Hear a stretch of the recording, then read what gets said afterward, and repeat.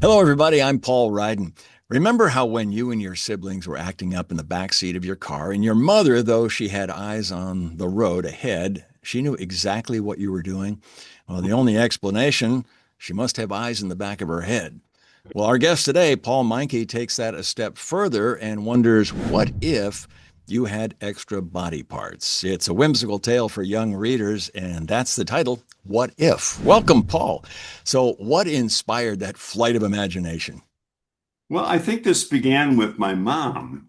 She was a late night poet. She used to write little ditties for our relatives and happy birthday greetings and congratulations on this and that. And we're convinced that if she had been able to, if the circumstances were right, she might have been a Hallmark greeting card writer. Oh, yeah. That kind of rubbed off on me, so I decided to, see if I could rhyme a few words. Well, And then the book came along, and I just, let your imagination go. Be creative. Think about things that are a little bit outside the norm. hmm yeah. Well, so we have the thoughts of three children, one of Hmm. whom dreams of an extra nose, one dreams of an extra arm, one dreams of extra ears, and spoiler alert, two of them think it best to confine their dreams to their imagination. Did you have those Yes. kinds of dreams when you were a kid? Oh, for sure. Just flying over trees and Yeah. gazing down on people below and not ruling the world, but being part of it and seeing things that you would not ordinarily see. Mhm. If get yourself involved in what other people are thinking or imagining. The Yeah. imagination, I just think, at this point in time in our lives is really crucial that Yeah. we foster the imaginative, creative seed in kids. Yeah, well, that served you well in your career. A lot of our viewers are already familiar with you, your award-winning work as a TV reporter and 30 years of it in Chicago. What kind of assignments excited you the most when you go out on your reporting ventures? Well, TV news is kind of geared toward murder, mayhem, and crime against humanity, Yes. unfortunately. And the people stories, the stories about what makes us tick as a people, are sometimes lost because you don't have an opportunity to really dig deep. There are many shows, the news diet now is so lengthy during the course of the day. You've got a lot of different shows you've got to serve. So you just don't have time. And if you do have time to get into those stories that tell us about what motivate what motivates people, what makes them think, what makes them act to do certain things, the good things that they do, and that's often the rap against television news. What happened to the good news, folks? Yeah. It's all bad. So when you can get into those stories, and I do a lot of stories, I've done a lot of stories on veterans, and some of those stories are absolutely remarkable about sacrifice and courage and wherewithal, and that they're marvelous human beings, and those stories are the ones that captivate me. Yeah. As a reporter back in the day, my approach was always to find the obvious angle and then do the opposite, which served me pretty well. But your stories weren't always fun and games. Among some of the human interest stuff, you covered war, natural disasters, political corruption, not exactly fluff. So you weren't just doing the toy department of life, as we No, called I was in sports. the thick of it. I covered a lot of political corruption trials, learned a lot about courtroom procedure and the law because we had two governors, successive governors, who went to prison, Yeah. and I had the great joy of covering both those trials. During the trials, Paul, there were a lot of moments where there was downtime. And so I took to my pen and paper and started writing little poems about the silliness of a lot of their actions. And after a while, all of my fellow reporters started writing poems. So we're in the courtroom and we're writing poems and sharing them with each other and laughing at inappropriate times. Uh-huh. It was a lot of fun. It Yeah. was, and I and News I learned a lot from that too. Yeah, newsroom humor is something else. I remember a producer friend of mine and I, when I worked in a local station, we would write limericks and we would write song lyrics about Yeah. about the people we worked with, and we would go on for hours. We would just spend hours doing that. We really should have been doing our jobs, I guess. Um, you were the master of the live shot, though. That's what kills me. I hated live shots, but you were very good at it. What made you so Well, good at it? It's an unpredictable thing. I know that you had uh, background in play-by-play, as Mm, did I. And I think that really served me well. I did basketball and football, not much baseball, some, but the ability to to describe a situation where you had to ad lib, that was very helpful in allowing me during courtroom sessions afterwards. I mean, there were no cameras in the courts, but afterwards you're doing a play-by-play basically. So the mm. fact that you're able to have done that, you can think on your feet and you're not distracted. Yeah. Not all live shots go well though. Tell No, me. no, that's very true. That's why I hated him. How has the news business, in your opinion, changed? And you mentioned all the masters we have to serve as far as, there's a 4 o'clock show, there's a 5 o'clock show, there's a six Right. o'clock show. Now repack it, do a live shot, and repack something for 11. What, how has it changed Well, from after when you were COVID, doing? it changed markedly. And I Yeah, continue to do some part-time stuff for my station, but COVID changed the world. Zoom conversations with people, yeah, reporters not leaving the station actually to go talk to people. yeah. Less of that. And it's a technology that's kind of over my head. At least it was at the time. Mhm. I mean, even though we're old dogs, we can embrace and adapt and understand it. But it's, um, it's a lot more, I think, impersonal now because things are done I don't see body reaction a lot of times. I want to see the whole person when you sit down and talk to them. Uh, Right, and I don't think that when you're talking to somebody on the screen, you don't see that. You right. don't see the little movements that may indicate a tick or something that they want to say but they didn't say. Mhm. So that's missing. But we're subject to the clock. And if you don't have time to do these things, you've got to do them in the most expeditious manner. And that's Yeah. what we're doing now. So it's changed. The other thing I would say is I think we have camps now where we're watching news in silos. We Mhm. watch what we agree with. Confirmation bias. Yeah. Yeah, there you go. That's what it is. And that I think is unfortunate. So I always tell kids who are interested in getting into the business that don't shut yourself into a silo. Read everything you can and watch everything you can. Ingest it all and then make a logical determination.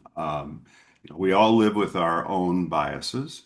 We are all not entirely objective, but we can be fair. And Mhm. that's the mantra that I always used to play by. Yeah. Um, Give the guy a shot. Listen to what he has to say before you pronounce judgment.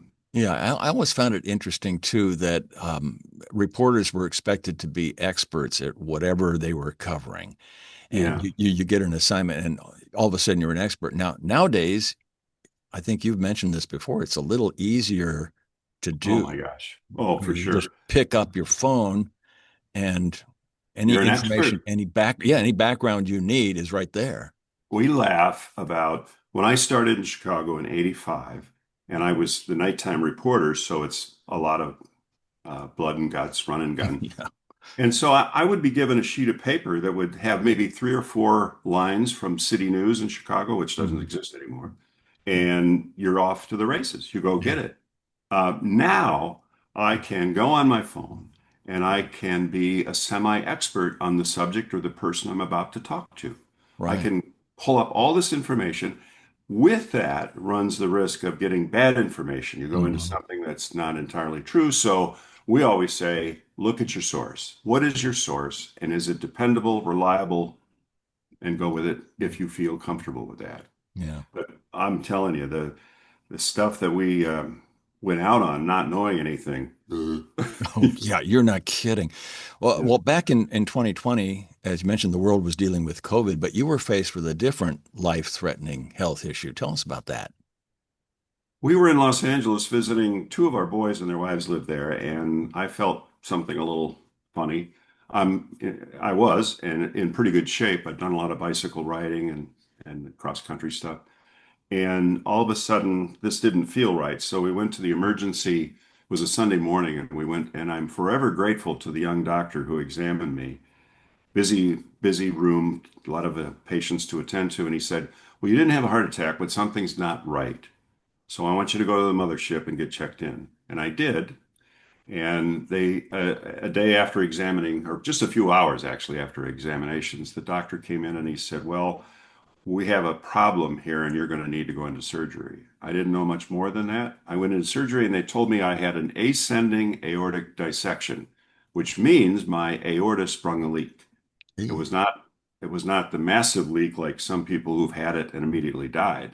So that was to my benefit. Yes. I got great care and I was in the hospital for a week or so and I came out and but it was during COVID. Oh, So you know, great we time to have get all sick. these external problems that are going on. I had to have what's called an ablation, where Mhm. they go in and microwave your heart.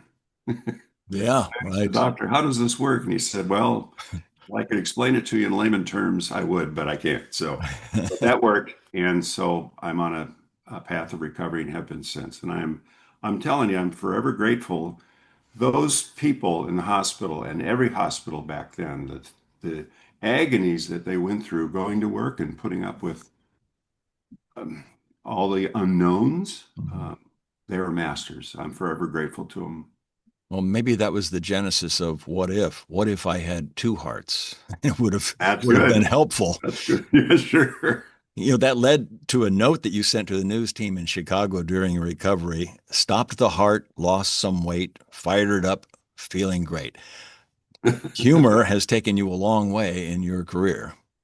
Yeah, and it's I think love and laughter are just so important. Mhm. And if you lose sight of those two things during the course of your daily walk through life, you're going to have trouble.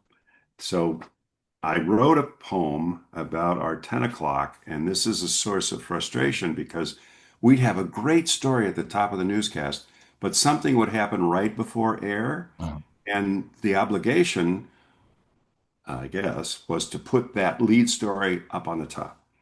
So I wrote this, and my 10 o'clock EP was not entirely happy with it. I love to work the 10 o'clock. Our efforts are mind numbing. We'll play a hit and run ahead of the second coming. And it went on, and he was displeased with this missive. Well, I remember one time we had an executive producer who came in and well, he tells the story about how a reporter came in and said, "Hey, we have a double fatal on this on a car accident," and then somebody else would come in and go, "No, it's even better. It's a triple fatal." It's like, oh man, It's true. please. Oh, well, this isn't your first book. You also penned Limericks at the Zoo, also illustrated by Larry Herwig. I love the introduction. We have a pretty good hunch. Ma Lion likes humans a bunch. She gave a call to Larry and Paul. I'd like to have you for lunch. That's brilliant. That's kind of like the Twilight Zone episode about how to serve man. Yeah, It's a yeah. cookbook. Now, you've done so many fascinating things in your life. I mean, you mentioned biking, and I had forgotten it. You rode your bike from one coast to the other. I mean, there's a memoir right there. You must have had some incredible experiences. Oh, yeah. The camaraderie that you have with your fellow riders, you learn a lot about. I did it twice. I did a central route and I did a northerly route. And on the central route, we had only 7 people, and Mhm. it was abnormally hot. I remember riding in a 100-degree temperature and coming into Kansas and just kind of being Oh, wacky. The second one, we had visitors from, we had a German, we had a couple of Australians.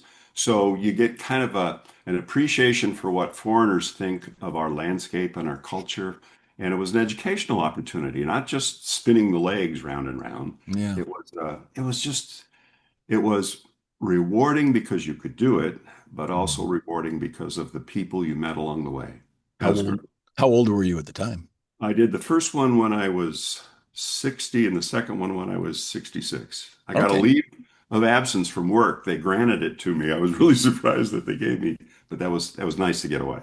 Well, that has to be a memoir right there. I mean, the riding across, how come you haven't done that yet? Come on. I did do a video. It's a YouTube video, which celebrates the last trip. And Uh, I really enjoyed doing that. You got to keep your mind on the road, but you're also shooting at the same time. I had a GoPro and, yeah. uh, and I did a canoe trip with three other retirees from the source of the Mississippi down to Gulf of Mexico Mhm. or Gulf of America, whatever you want to call it now. Yeah. And what I found there, Paul, was It was for me kind of a reaffirmation of the goodness of people. Mhm. Everywhere we went, people wanted to know, what are you crazy guys doing? What is this about? What do you hope to see? What do you hope to learn? And I was seated on a bench in a town in Minnesota, and there was an English lit professor who was she's retired, and she sat next to me. We talked for a while, and she said, "The river has pirates and poets. Which one are you?" And I said, "Well, I'm a bit of a poet, but I'd rather be a pirate." Rawr. She was, unfortunately, I didn't have my camera with me at the time. That Yeah. would have been a nice addition, but I did do a video on that. It's up on YouTube. Yeah, you Tells the went from the source of Lake Itasca Itasca. of the Yeah. of the Mississippi all the way Yeah. down 2 days past New Orleans, right? Yeah. Well, we didn't, we went, we got off the Mississippi above Baton Rouge because down there you're dealing with big boats, Ah, ocean going, and they don't see you. And so there's really no place to camp, and we mhm, camped. So we got off on what the other river that goes directly to the Gulf is the Atchafalaya, and we went through Cajun country then and mhm. saw alligators coming up to our boat. That was Um, fun. wow.